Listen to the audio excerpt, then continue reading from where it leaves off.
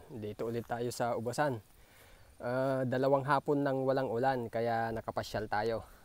Ayan. Papasyalan natin, titignan natin kung ano yung kailangan, kung ano na yung nangyayari ngayon dito sa Ubasan. Tignan natin yung mga may sakit, lalo na yung mga bunga na meron ng kinapitan ng sakit. Tatanggalin natin yung mga yon. Kagaya ng mga to. Sa tingin ko okay pa naman dito.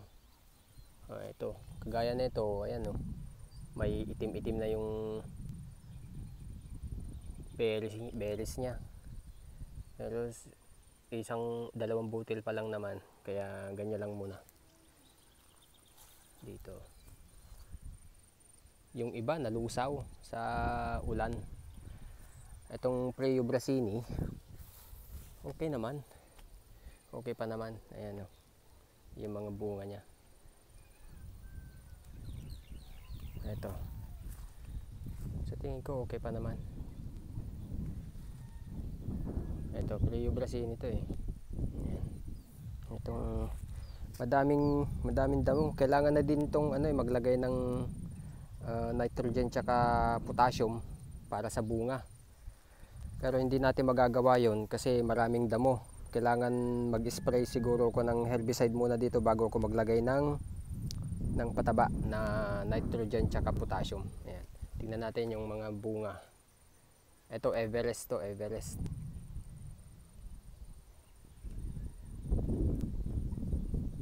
Mukhang okay pa naman, okay. Dalawang araw nang walang ulan eh. Ayan, tignan. Parang nag-self-tining na lang din dahil sa sobrang ulan. Nalusaw yung ibang berries, mga bulaklak.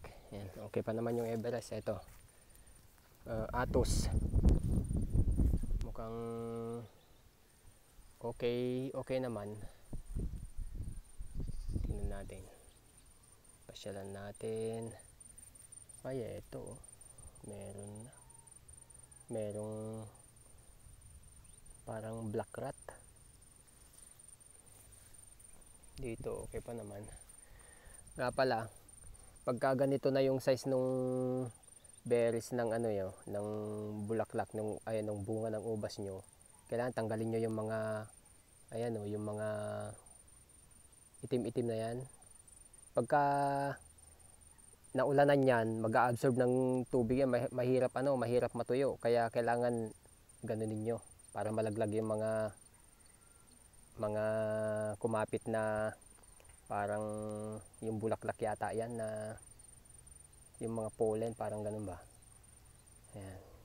Ganyan ninyo para hindi kumapit dyan. Kasi pagka naulanan yan, kumapit yung tubig dyan, mahirap matuyo. Yun na yung cause ng sakit. Diba? Kagaya na ito, dyan sa loob, maraming ayan. Pagpagin natin para matanggal yung mga kumapit na yun. Ayan. Diba? Ang daming bunga ni Athos. Okay pa naman. Wala pang kinapitan ng sakit. Ay, eto oh. Tingnan nyo. May yung mga ganyan oh, umiitim na yung berries. May sakit na yan eh. Tanggalin na natin yan. Ayan.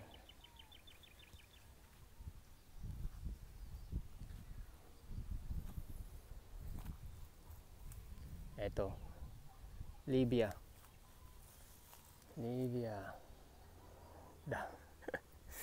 Inulan kasi ito eh, kaya ganyan oh. Pangit ng ng bunch niya.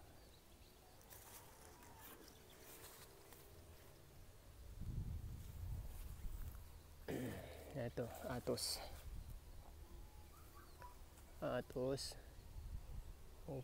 Mukhang okay naman. Saan pa? Dito. Okay.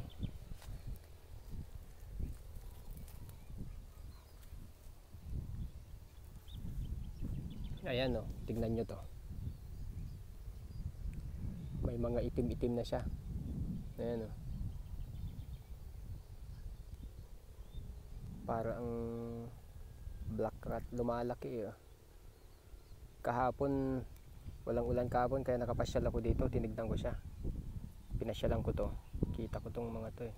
Hindi pa to ganito kalala, pero ngayon talaga lumala na oh. Naghalo-halo na dyan sa ano. Hinawaan na yung ibang berries. Tanggalin na natin baka humalo pa sa ano. Baka hawaan niya yung mga nasa tabi niyang ano bunch. Ayan. Ang dami, di ba? Kaya sakripisyo natin tong isa para hindi siya humawa dun sa iba. Ayan, tapos yung nahulog, syempre pulutin natin at ipunin. Tapos ililibing natin sa ano, sa malayo dito sa may ubasan natin. Ibabaon natin sa lupa. Ayan. Ayan, meron na din to.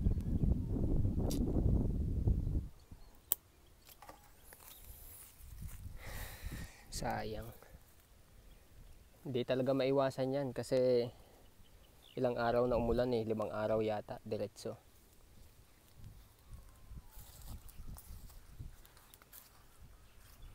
Gaya yan.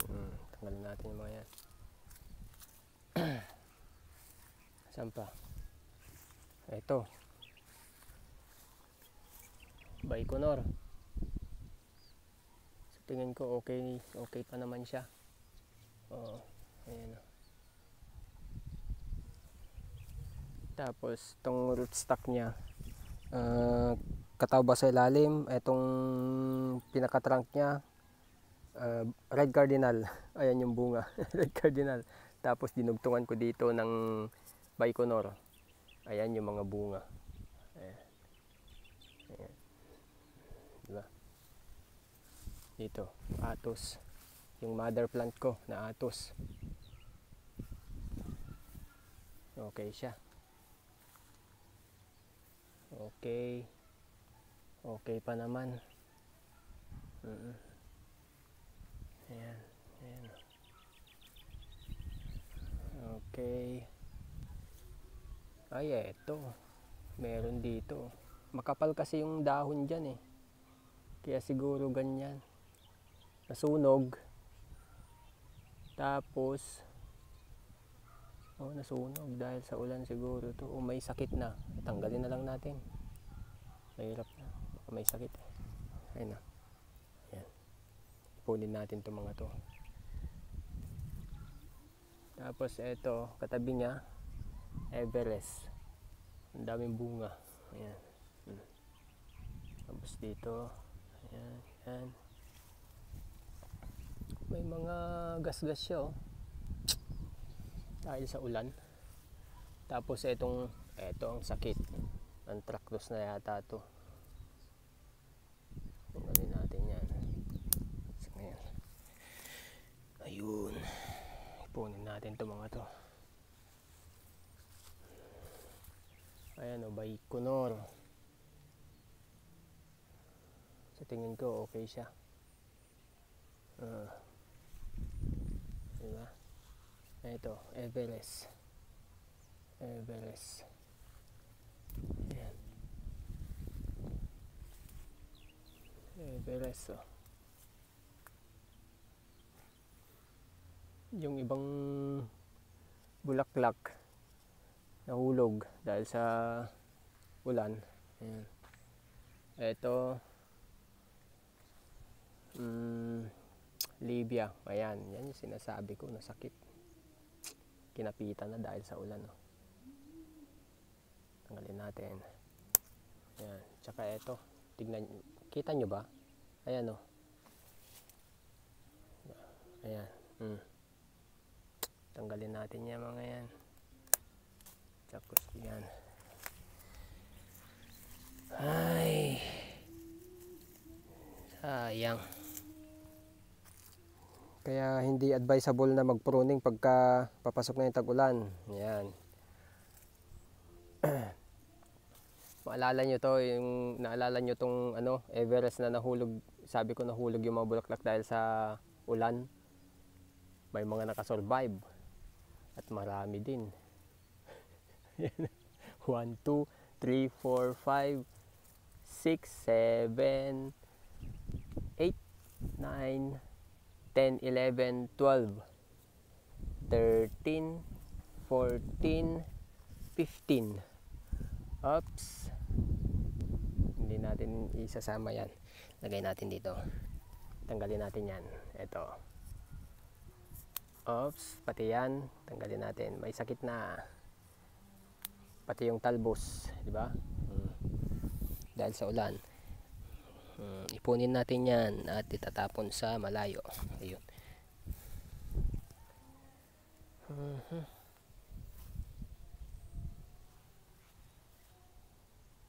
Ayan, meron pa dito. Ayan, ayan. Tanggalin natin to, may sakit na to.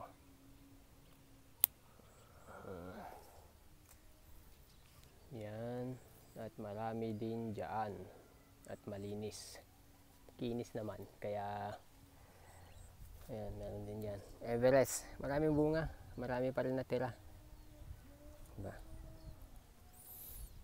Tapos, eto na, si Moondrops. May 3 bunch. At mukhang ano ba? Mukhang Moondrops nga. Di ba? Ayan o. Tapos meron dito. Uy, gagamba. Laki. Tapos meron pa dyan. Bale, 3. Di ba? Ang liliit ng bunch. Sana sa susunod na pruning ko sa September, magbigay na to ng marami. Medyo babaguhin ulit natin ng ano, yung preparation natin. Babaguhin natin ng konti lang. Wala kasi ako mabasa no, kung paano mag-prepare ng ano ng Moondrops. Dahil siguro sa hindi pa pinagbabawal pang ibenta tong puno na to dahil sa patent niya.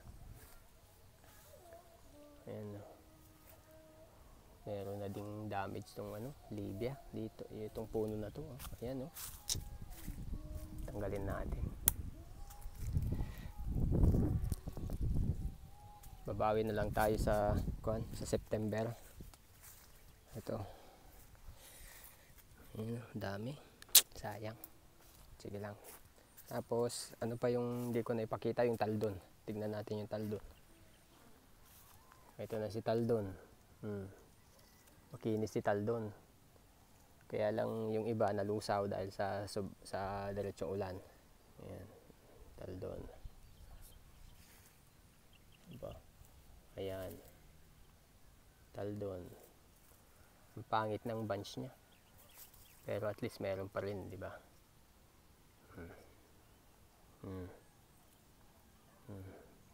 Ito maganda, di ba? Sumabit sa may wire. Release natin para makalambitin siya ng maayos. Ayan. Taldon. Di ba? Marami din. Marami nakasurvive. Tapos dyan, di ba? 2 bunch. Dito ba? Ayun, meron din dyan. Marami din. Tapos dito, meron din dito. Nako, pangit na. Ayan. Tapos meron din dito. Meron pa doon. Diyan, nalusaw. Lusaw, wala na. Taldon, di ba? Dito naman. Libya, yung katabi niya. Kung okay naman. Ayan. May shoulder siya.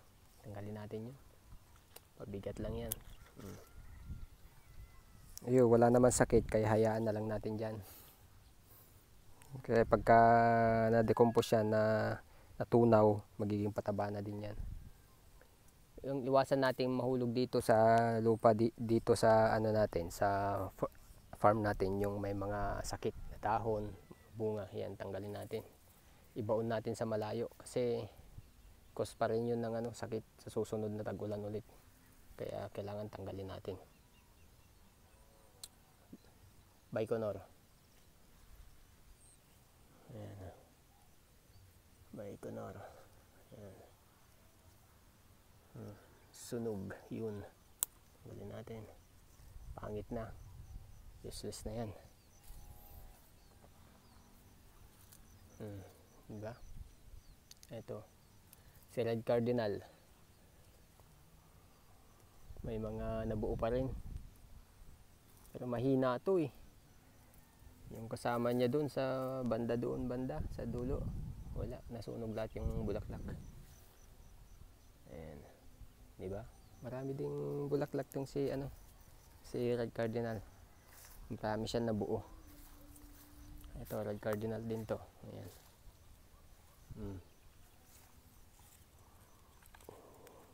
Ayos natin para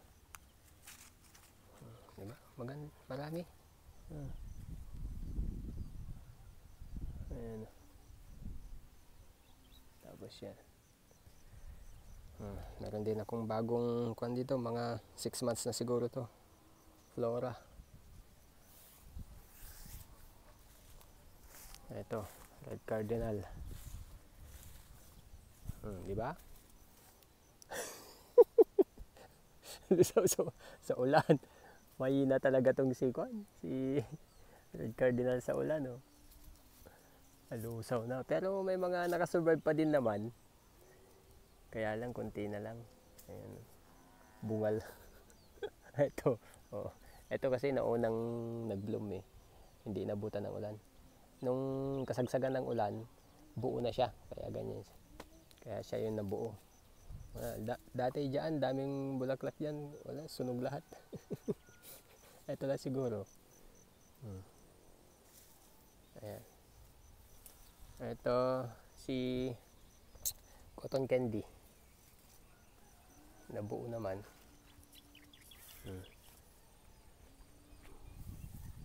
Marami pa din. Ayan, tsaka makinis. Ayan, dami, di ba? Cotton Candy yan. Ayan. Meron isa sunog. Alusaw. Ayan. Ayan, Cotton Candy. Ayan, Cotton Candy. Marami din. Ayusin natin para makapwesto siya na maayos. Yan lang. Mamaya siguro mag-spray ako ng herbicide kasi bukas mag-a-apply na ako ng mataas sa nitrogen tsaka potassium. Pero dapat mas mataas yung potassium kasi may bunga na eh. Yung potassium kasi siya yung nag-aalaga dun sa dun sa bunga. Yun yung kailangan ng bunga. Kaunting nitrogen para lumaki yung berries niya. According dun sa nabasa ko, yun dapat yung ilagay pagka ganitong stage na yung mga berries niya, yung nitrogen tsaka potassium. Hindi na niya kailangan ng phosphorus kasi nga, 'di ba, para sa ugat tsaka para sa bulaklak 'yun. Yan. Sprayan natin bukas. Maglalagay ako ng yung top dress, tinatawag na 17017, tapos magdadagdag ako ng sulfate of potash. Yan yung update dito sa ubas natin. Sige, kita-kita ulit tayo sa susunod na video.